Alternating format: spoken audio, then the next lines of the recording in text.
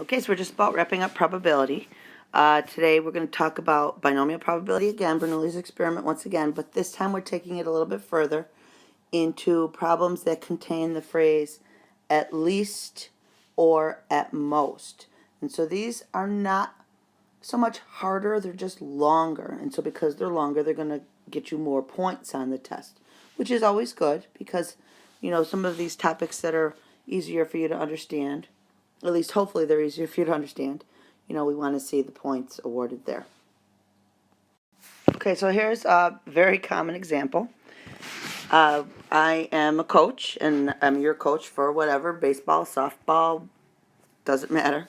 And I tell you that our season is such that the probability that we win is 4 out of 5, or 80%, 0.8, whatever. 4 out of 5 is a little better.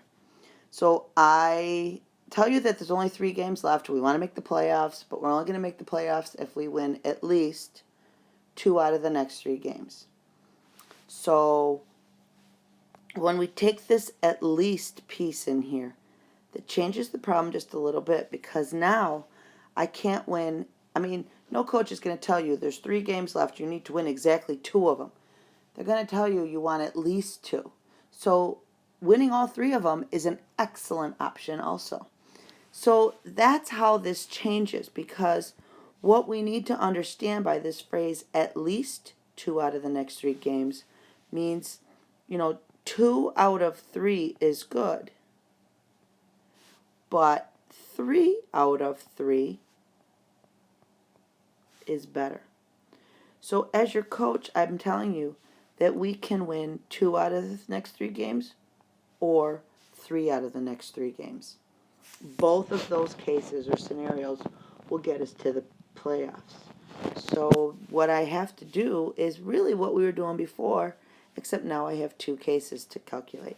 So I am going to, use my Bernoulli and my formula, if you will, from the last time, and I can write it back up here if you want me to. It's the combination of n things r at a time. Remember, it's the probability of the success r times, and the probability of failure n minus r times. So for this first piece, the probability is going to be out of 3 games, we're going to win 2. The probability of winning is 4/5, and I want to win 2, which means then we would lose 1/5, only 1 game. Or, and that's a big old plus, out of the next 3 games, I want to win all 3. And the probability of winning, that's my P, is 4/5. I am going to win all 3, which means I'm not going to be able to lose any. If you want to, for consistency or for the pattern, put down your 1/5 to the 0, that's okay. But remember that anything to the 0 power is just 1 anyway, so it's kind of a wash. Okay, so here's your answer. Again, I just transferred the problem itself that we wrote on the previous stage here. And 3 choose 2 is 3. And then 4/5 squared is 16/25 times 1/5. And again, you don't have to write these out. You can just go in and let your calculator do this. This is a little safer, and partial credit can be awarded. You're going to also add that to 3 choose 3 is 1, and 4/5 cubed is 64/125. And of course, this was the probability of failure 0 times, and there's the 1. And then this multiplies to 48/125, and this is 64/125, to give me a grand total probability of 112/125. Remember, your probability needs to be no larger than 1. It has to be between 0 and 1. So if you ever get a numerator that's bigger than the denominator, something went wrong, and you got to go back and try to figure that out. Okay, here's another example that works off the concept of at most. I went in and calculated that the probability that the class did the homework for the chapter was 0.75 or 75%, 3/4 if you prefer a fraction. But this time we're going to work with the decimal just so you can see this.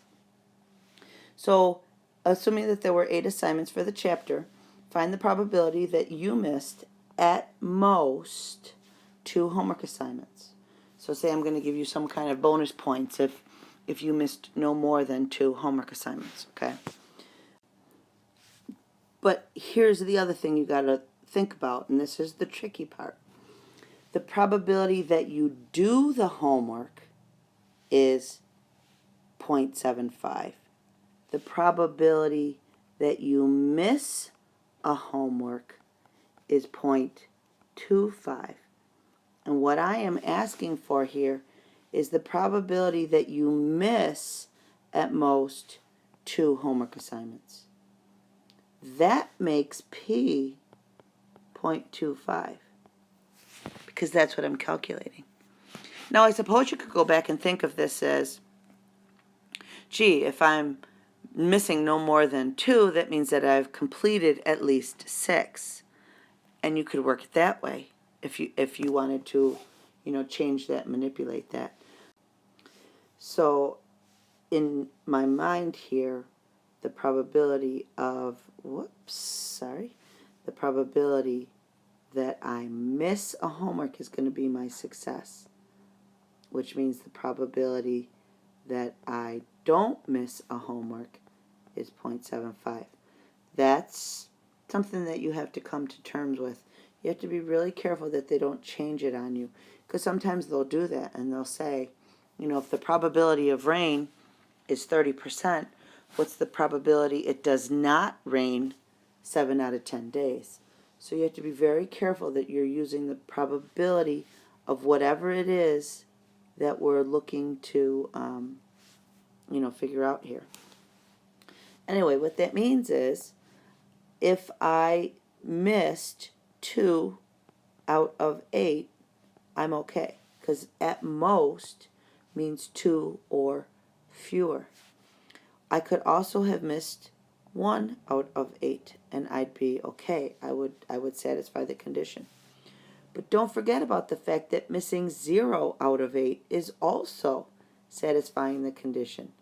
Because those people who missed no homework truly, have 100% in the homework, and that's the best case scenario, that you miss none of the homeworks, or 1 or 2, but again, at most 2. And then I'm going to add these together. So if I go ahead and calculate, it's a combination out of 8 homeworks, I missed 2, probability that I missed 2 and did 6, or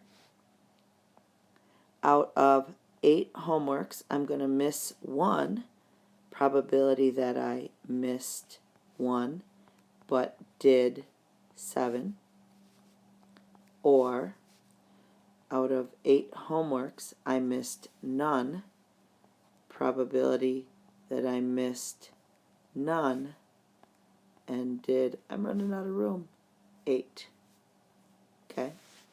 So as I calculate this, 8 choose 2 is going to be 28. I think I'm going to go to my calculator for this. Hold on. Okay, so I did know that 8 choose 2 is 28, and then I put the 0.25 squared times 0.75 to the 6th in my calculator and got this decimal. Multiplied it by the 28 to get this piece here. That is the entire decimal off my calculator. I'm going to add that to 8 choose 1, which I know is 8. I'm going to multiply that times 0.25 times 0.75 to the 7th. And that gives me 0.26696777734. And then I'm going to add that to the last piece, which is 8 choose 0, and there's one way to do that.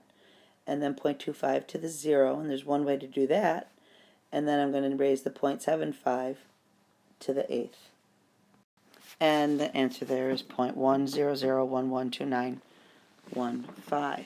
When I add all 3 of those together,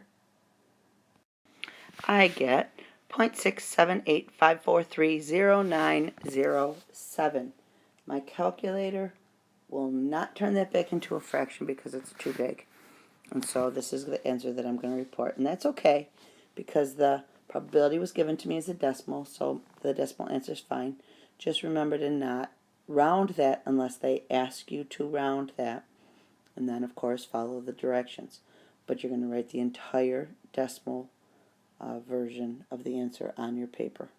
Okay, now if they said what's the percent, you would change this.